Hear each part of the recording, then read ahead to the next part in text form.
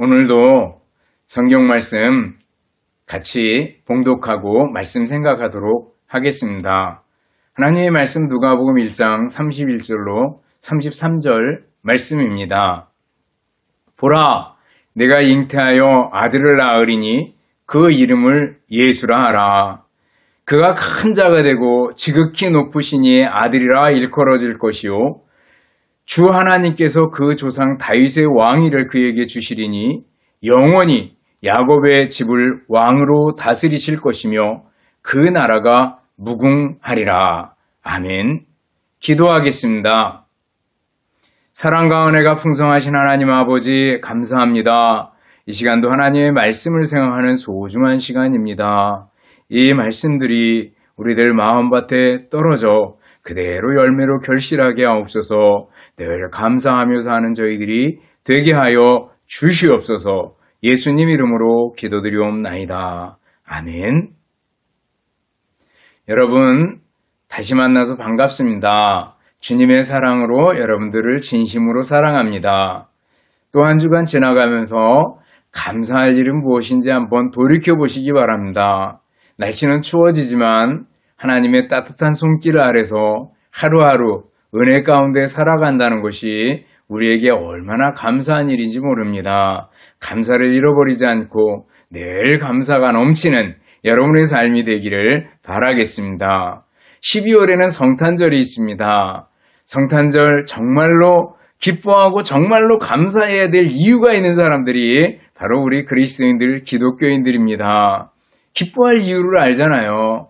바로 예수님께서 우리를 위해서 이 땅에 오셨고 우리를 죄 가운데서 구원하셔서 우리에게 하나님께서 마련한 좋은 것들을 모두 다 주시려고 예수님께서 오신 날이 바로 성탄절이기 때문에 그렇습니다. 오늘 본문에 보면은요, 예수님의 탄생 예고가 나옵니다. 누가복음을 보면은요, 세례 요한의 탄생 예고, 예수님의 탄생 예고, 세례 요한의 출생, 예수님의 출생 이렇게 구성이 되어 있는 걸 볼 수가 있습니다. 그 가운데서 오늘 천사 가브리엘이 마리아에게 와서 은혜를 받은 자여 하면서 예수님의 탄생할 것을 일러주는 장면이 오늘 본문에 나오고 있습니다. 그러면서 예수님이 어떤 분이신지를 잘 말해주고 있습니다. 구체적으로 예수님이 이런 분이다라는 거죠. 우리가 성경을 읽으면서 예수님이 어떤 분이신가라는 걸 살펴보는 것은 그것만으로 우리에게 얼마나 큰 은혜가 되는지 모릅니다. 우리가 성경 어려운 구절, 아무리 어려운 구절도요, 그 가운데서 하나님이 어떤 분이신가, 혹은 예수님이 어떤 분이신가, 성령님이 어떤 분이신가 라는 걸 먼저 생각하고 나면 그 다음에 내게 주시는 교훈은 이거고 하나님의 의도는 이거구나 라는 걸 알 수가 있습니다. 성경을 읽을 때도 마찬가지고 또 성경 공부를 할 때도 마찬가지고 큐티를 하거나 설교를 준비할 때도 마찬가지입니다. 하나님의 말씀을 대하고 그 말씀 속에서 하나님이 어떤 분이신가, 우리 주님 예수님은 어떤 분일까 라는 거 생각하는 것만으로도 우리에게 큰 은혜가 되는 줄을 믿습니다. 오늘 말씀해 보면 우리 예수님께서 어떤 분이신가 라는 걸 잘 말씀해 주고 있는 걸 볼 수가 있어요. 여기 보면 보라, 내가 잉태하여 아들을 낳으리니 이름을 예수라 하라 이렇게 말씀을 합니다. 그러면서 그가 큰 자가 되고 지극히 높으신 이의 아들이라 일컬어질 것이요 또 주 하나님께서 그 조상 다윗의 왕위를 그에게 주시리니 영원히 야곱의 집을 왕으로 다스릴 것이며 그 나라가 무궁하리라 이렇게 말씀해 주십니다. 첫 번째 예수님을 가리켜서 뭐라 그랬어요? 그 이름이 예수라 하라. 그 이름을 예수라 하라. 이렇게 말씀하고 있습니다. 그 이름 예수라는 그 이름.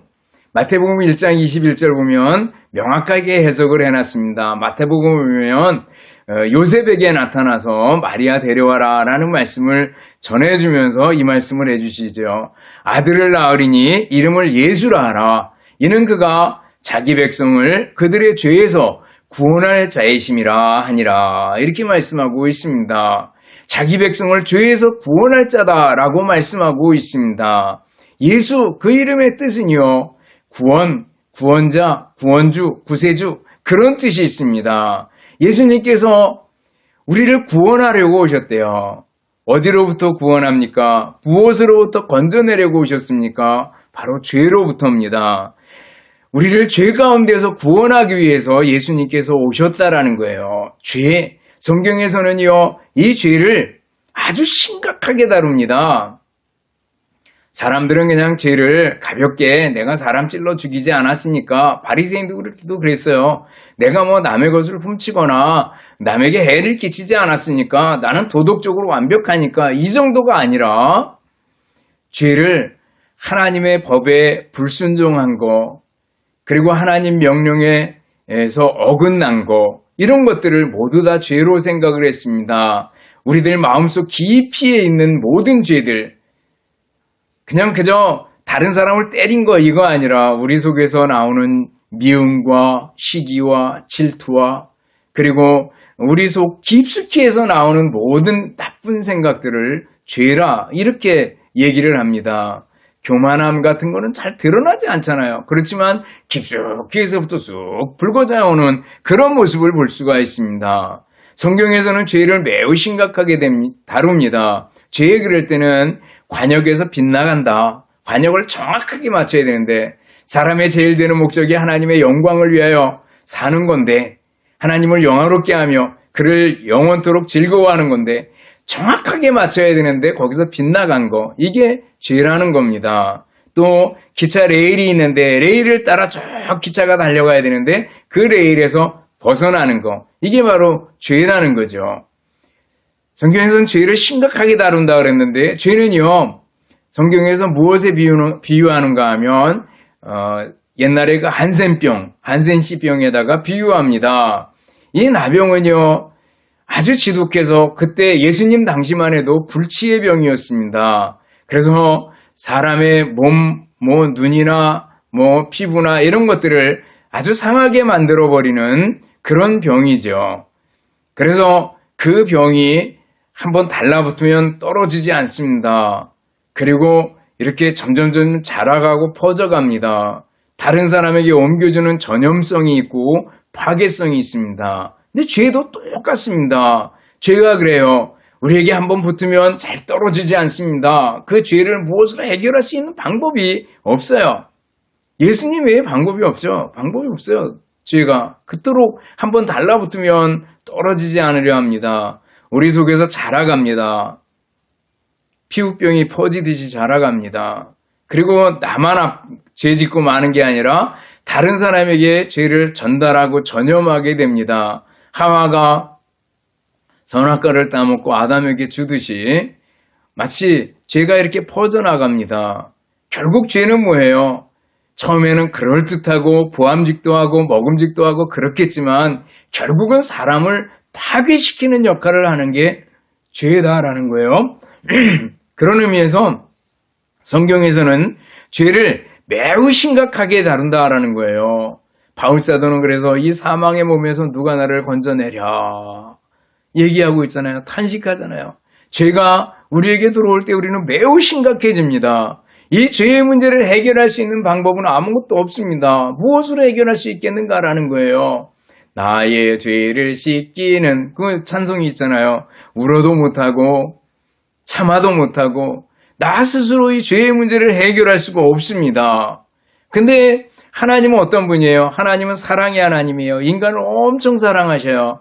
근데 동시에 하나님은 의로우신 분이에요. 인간의 죄에 대해서 반드시 벌하셔야만 돼요. 그래야지 하나님의 의, 하나님의 거룩하심이 만족되는 거예요. 여기서 갈등이 생기는데 이 갈등을 해결하기 위해서 어떻게 해요?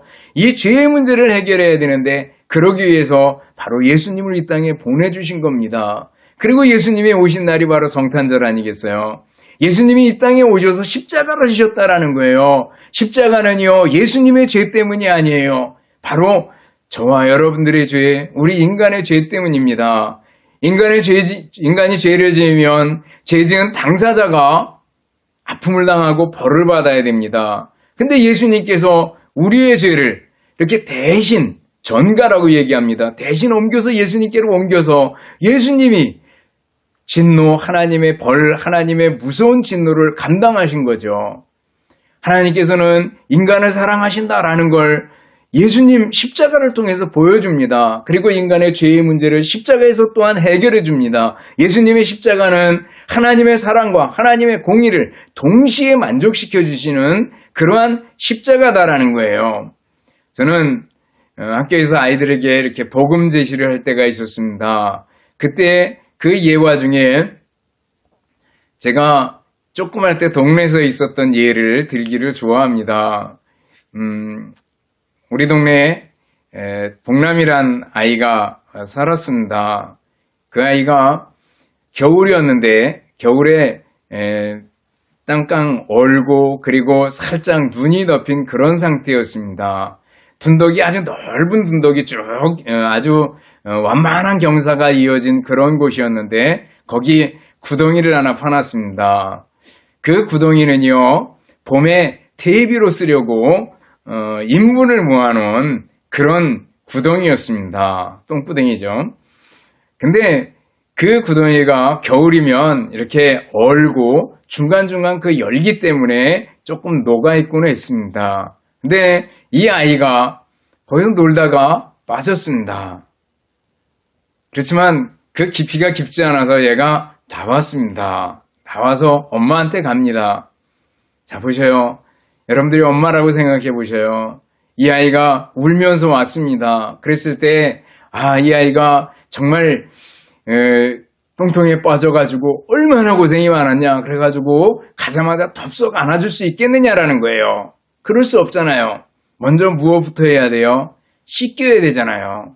씻겨야 됩니다. 아무리 엄마가 사랑하더라도 이 더러운 몸을 씻기지 않고는 안아줄 수가 없습니다. 마찬가지예요. 하나님께서는요, 우리를 엄청 사랑하셔요. 근데 죄 있는 상태로, 우리의 더럽고 오염된 죄 있는 상태로 우리를 그대로 품어줄 수가 없어요. 하나님의 자비와 하나님의 사랑이 아무리 크다고 우리를 그냥 있는 상태로 받아줄 수 있느냐? 그럴 수 없다라는 거예요.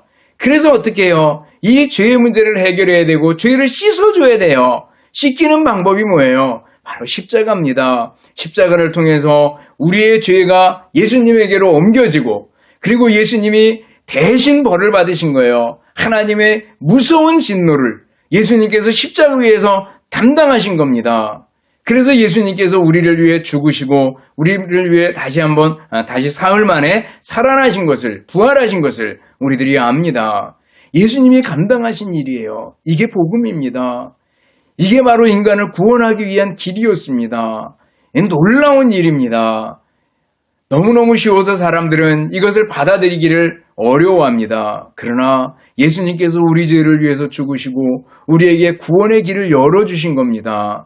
사형리라는 소책자 교재를 보면요, 죄로 인해 가지고 하나님과 우리 사이에 간격이 생겼는데 그 간격을 화살표가 위에서 아래로 내려옵니다. 하나님이 우리를 사랑하셔서 그리고 십자가가 다리가 됩니다. 예수님이 십자가에 죽으심으로 우리 인간들이 하나님께로 나아갈 수 있는 길이, 다리가 열리게 되었다라고 얘기하고 있습니다.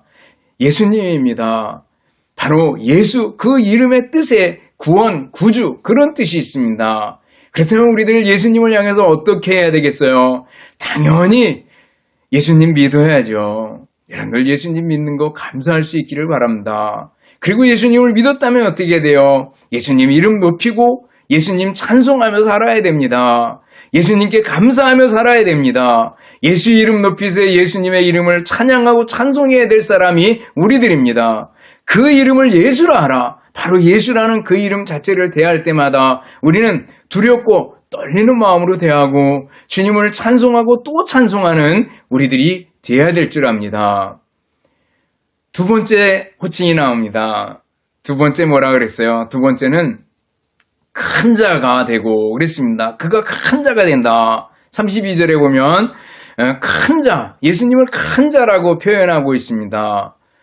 그 앞에 누가복음 1장 15절에 세례 요한의 탄생 예고가 나오는데 거기 보면 거기도 세례 요한을 향해서 큰 자라고 얘기합니다. 근데 그 앞에 뭐라고 나오면 주 앞에 큰 자 이렇게 나갑니다. 예수님 앞에서 예수님 보시기에 큰 자라는 거예요. 그랬을 때 세례 요한에게 쓰여진 큰 자랑 예수님께 쓰여진 큰 자랑 똑같은 큰 자겠지만 그 결이나 격이나 이런 게 다른 거 아니겠어요? 예수님은 크신 분이다라는 거예요. 큰 자. 여러분들 예수님을 큰 사람으로 여깁니까? 우리는 아주 어릴 때, 초등학교 때부터 배워온 것이 있습니다. 위인들, 위인전. 저도 학교에 있을 때 학생들에게 자주자주 위인전을 읽어라, 역사서를 읽어라 얘기를 해줍니다. 그래야지 인간들을 이해하기가 쉽거든요. 위인전을 읽어라. 그들에게 본받을 점들을 본받을 수 있으니까 읽어라. 그리고 저도 위인전을 많이 읽어보았고 또 위인전 이렇게 사서 모아보기도 한 적이 있습니다. 여러분들 그 위인들, 어떤 사람들 정말 대단한 사람들 많이 있습니다. 근데 예수님과 비교할 수 있을까? 아니요. 그들의 약점과 단점과 그 어떤 부분에서는 천재들의 그 개박함과 이런 거 비교할 수가 없죠. 우리는 조그만 때부터 4대 성인 그래가지고 배웠습니다. 그래서 석가모니, 마호메트, 공자, 그리고 예수 이렇게 교과서에서 그렇게 배웠습니다. 그러나 여러분들 다르잖아요. 예수님이 누구십니까? 예수님인 창조주시며 이 모든 세계 역사의 중심에 계신 분이 그리고 통치하고 다스리는 분이 예수님 아니겠어요? 그 예수님께서 여러분들 그 역사를 쭉 읽어보면 역사의 주인이다, 주인공이다라는 걸 알 수가 있잖아요. 히스토리 영어로 그렇잖아요. 그게 바로 뭐예요? 바로 히스, 그의 이야기. 그렇게 된다는 거예요. 예수님의 이야기가 바로 역사라는 거예요.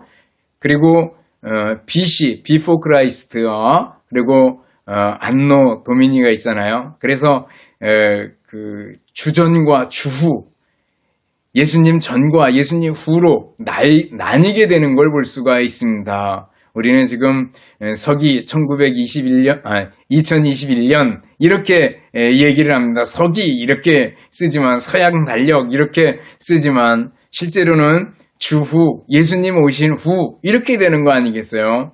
여러분들 예수님께서 기원 전과 기원 후로 이렇게 나눠지는 기점에 계시다. 그때를 사셨다라는 걸 우리들이 압니다. 여러분들 우리는 예수님이 모든 것의 주인이시며 정말 큰 자이시다라는 걸 우리들이 기억해야 될 줄 압니다.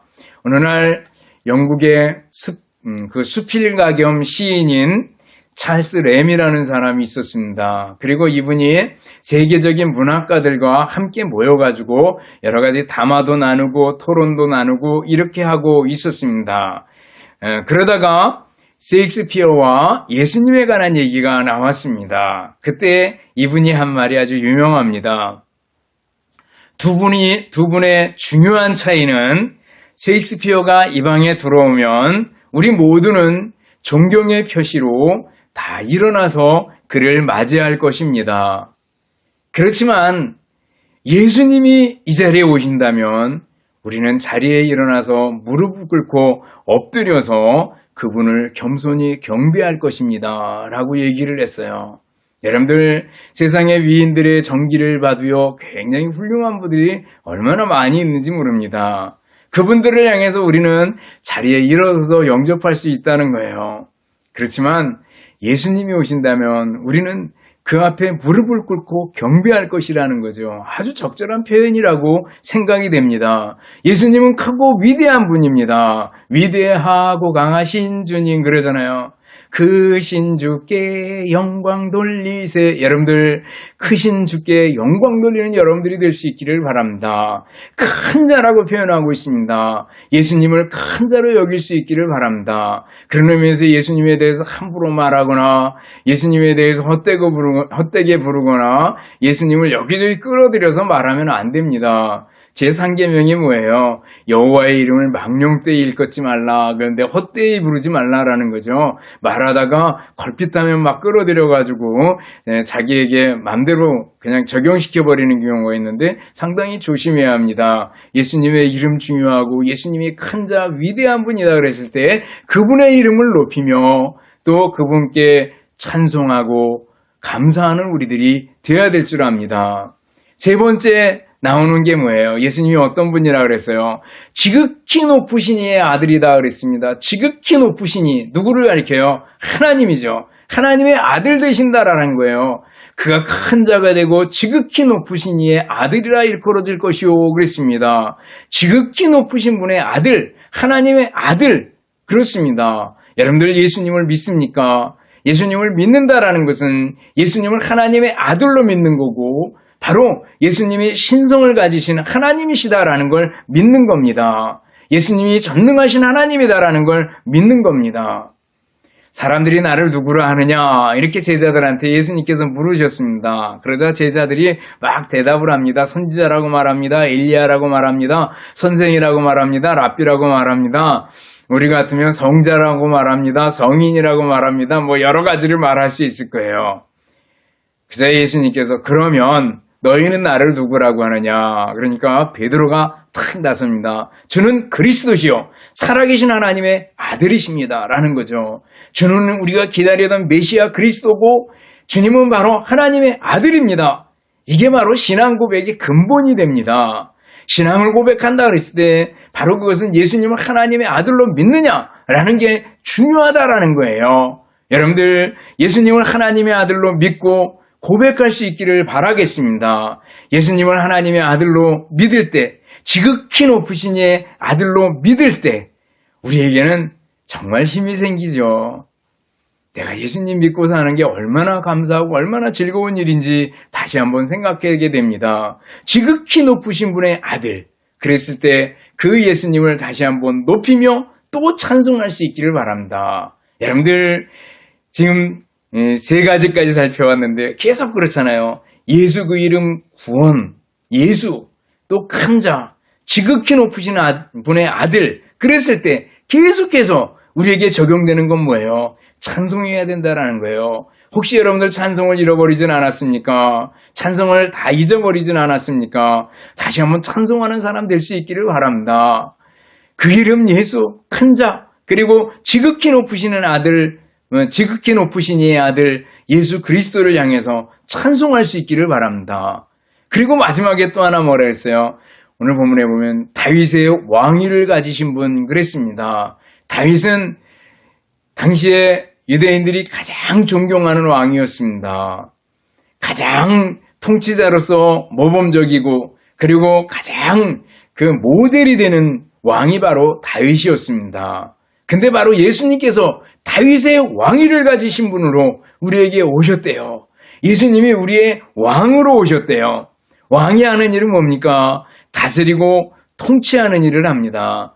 예수님이 우리의 왕으로 오셨다 그럴 때 우리는 어떻게 돼요? 예수님의 다스림과 통치를 받으며 살아가야 된다라는 거예요. 여러분들 예수님을 왕으로 모시고 살아갑니까? 예수님이 왕이라면 나는 어떤 태도를 가지고 살아가야 되겠습니까? 예수님이 왕으로 내 마음을 다스리고 있습니까? 그럼 천국입니다. 천국이 뭡니까? 예수님의 다스림과 통치가 있는 곳입니다. 현세의 천국, 그리고 우리가 죽어서 갈 미래의 천국, 미래의 천국이 좋은 이유가 뭐예요? 거기에 예수님의 통치가 있기 때문입니다. 이 세상 살아가는데 어렵고 환경들, 형편과 처지 이런 것들이 우리를 괴롭힐 수 있습니다. 가난과 질병들, 실패와 실망들 이런 것들이 우리를 괴롭힐 수 있지만 그렇지만 예수님이 왕으로 내 마음을 다스려주면 내 마음은 천국입니다. 예수님이 우리 가정을 왕으로 다스려주면 우리 가정은 천국입니다. 예수님이 왕으로 우리들의 교회를 다스려주면 우리들의 교회는 천국입니다. 예수님이 보이지 않는다면 교회일지라도 그건 교회의 역할을 제대로 못하는 겁니다. 여러분들 예수님의 통치가 있는 나라, 예수님의 통치가 있는 공동체, 그곳이 바로 천국이고 그곳이 바로 하나님의 나라가 이루어지는 거다라는 걸 기억할 수 있기를 바랍니다. 그런 의미에서 내가 예수님 믿고 예수님을 나의 왕으로 모시고 산다라는 것은요, 얼마나 감사한 일인지 모릅니다. 마르크 러버포드라는 영국의 소설가가 있었습니다. 근데 이분이 우여곡절 끝에 하룻밤 감옥에 갇혀서 하룻밤을 지나게 되었습니다.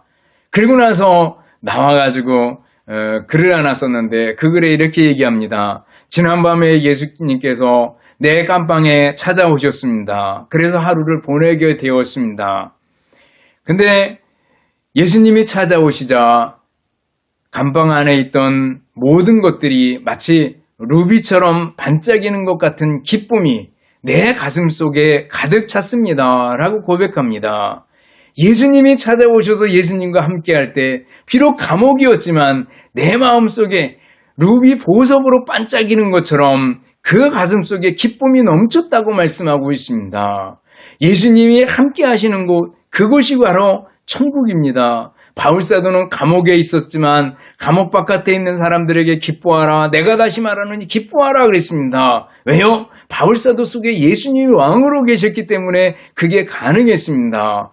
바울사도는 배가 흔들리는 그런 와중에 그리고 전도 여행을 떠나가지고 굉장히 고생들을 많이 했지만 그 가운데서도 주님께서 우리 가운데 계시고 주님께서 내 안에 왕으로 계시다라는 것 때문에 결코 흔들림이 없이 평정심을 유지하고 평강성에 기뻐할 수가 있었다라는 거예요. 여러분들 예수님을 왕으로 모시고 살아가는 여러분들이 되시고 여러분들의 가정, 교회가 될 수 있기를 바라겠습니다. 성탄을 기다리면서 예수님의 탄생 예고 속에서 우리는 예수님이 어떤 분인가? 라는 걸 살펴봤습니다. 예수님은 어떤 분이라 그랬어요? 그 이름이 예수, 우리의 구주, 우리의 구세주 되신 분입니다. 예수님은 큰 자라 그랬습니다. 지극히 높으신 예 아들이다 그랬습니다. 또 예수님은 다윗의 왕위를 가진 우리의 왕이다 그랬습니다. 그랬을 때 우리 주님 예수님을 향해서 우리가 가질 태도 뭐예요? 예수님의 이름 높이고 찬송하며 살 수 있기를 바랍니다. 성탄절이 다가오고 있습니다. 예수 이름 높이며 사는 여러분들 될 수 있기를 바라겠습니다. 예수님 찬양하며 살아가는 여러분들 되시고 예수님의 다스림과 통치 속에서 여러분 속에, 여러분 마음속에, 여러분 가정과 교회에 또 우리들이 속한 공동체에 하나님의 영광이 활짝 피어나는 귀한 역사가 있기를 주님의 이름으로 축원합니다. 기도하겠습니다. 하나님 아버지의 은혜와 사랑을 감사를 드립니다. 오늘 예수님이 어떤 분이신가를 배웠습니다. 예수님은 그 이름 예수, 우리의 구원자, 십자가를 통해서 우리를 구원하신 분이시며 큰 자가 되시며 지극히 높으신 분의 아들이 되시며 또 우리의 왕이신 것을 배웠습니다. 이제 예수님을 향해서 예수 이름 높이며 예수님 찬송하며 살아가는 저희들이 되게 하여 주시옵소서. 예수님을 왕으로 모신 가운데 우리들 마음이, 우리들 가정이, 우리들 교회가, 우리들이 속한 공동체가 천국이 되게 하옵소서. 예수님 이름으로 기도드리옵나이다. 아멘. 축도하겠습니다. 이제는 우리 주님 예수 그리스도의 은혜와 하나님 아버지의 극진하신 사랑하심과 성령님의 교통하시며 인도하심이 함께 모여 예배드리는 우리 모든 성도들 머리머리 위에 이제로부터 영원토록 함께 있을지어다. 아멘.